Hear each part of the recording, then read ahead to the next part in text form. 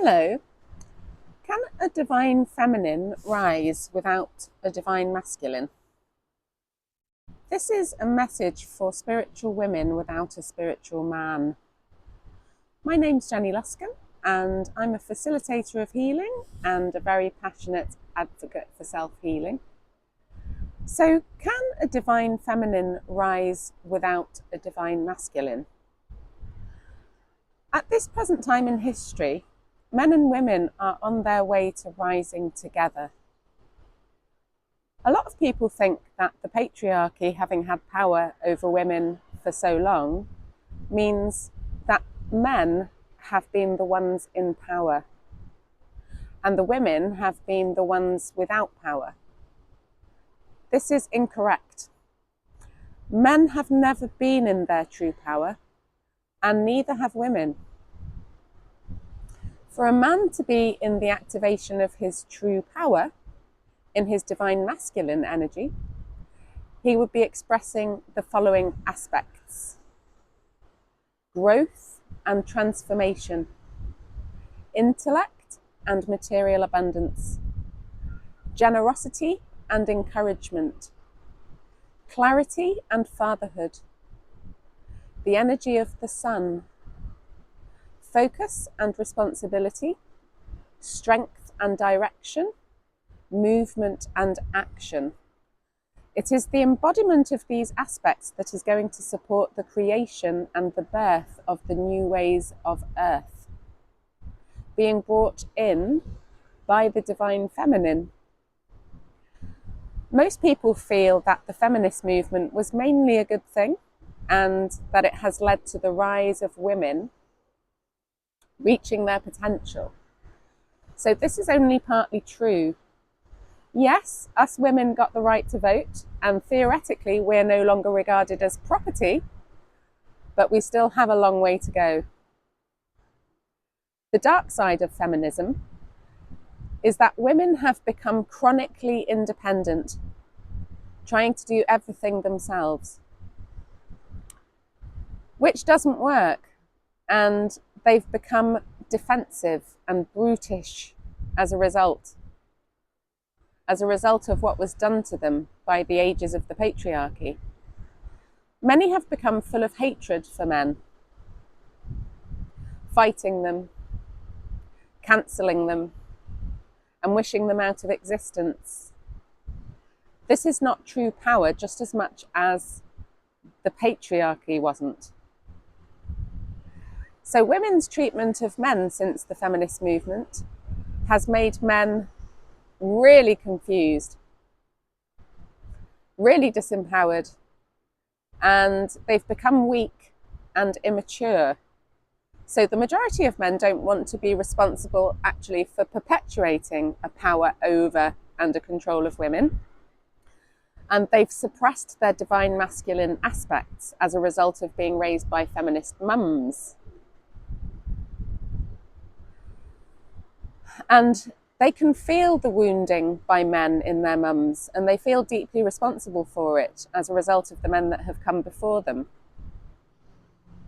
So when a woman is in the activation of her true power, in her divine feminine aspects, she is nurturing and love, compassion and understanding, wisdom and insight, intuition and sensuality, harmony and connection, forgiveness and healing, the energy of the moon, openness and motherhood and receptivity and life, restoration and creation, birth and renewal. So many in spiritual circles refer to this as the goddess energy. So in order for all of this to work for us and for all of us to rise together without dysfunction and to evolve, the evolution of the sexes, women need to feel safe, bottom line. Men must learn that women need from them the creation of a safe space where their well-being can flourish, where they feel encouraged, cared for, protected, where they no longer feel alone fending for themselves.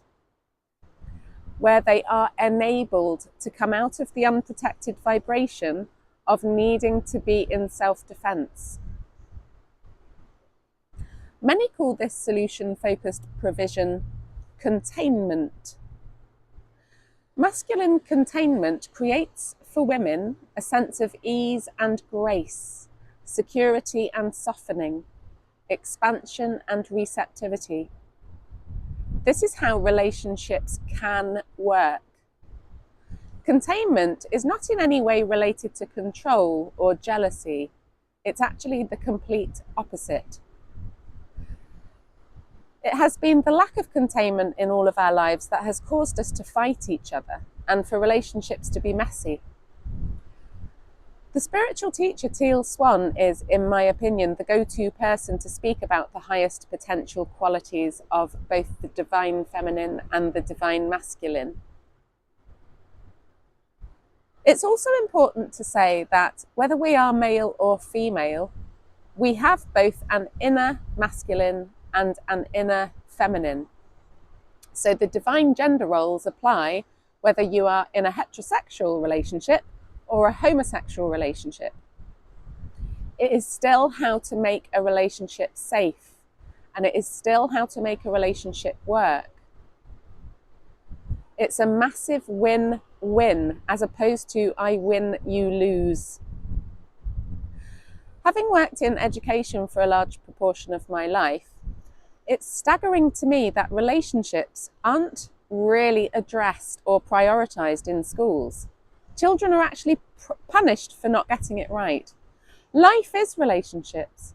The coherence of the divine masculine and the divine feminine qualities in relationships applies to all relationships, whether that's with your partner, your kids, your boss, your parents, the person in the shop, your friends, and so on. So back to the question, can a divine feminine rise without a divine masculine? Well, this is where many of us are at as a result of relationships collapsing and falling apart, and many males and females all going back to the drawing board.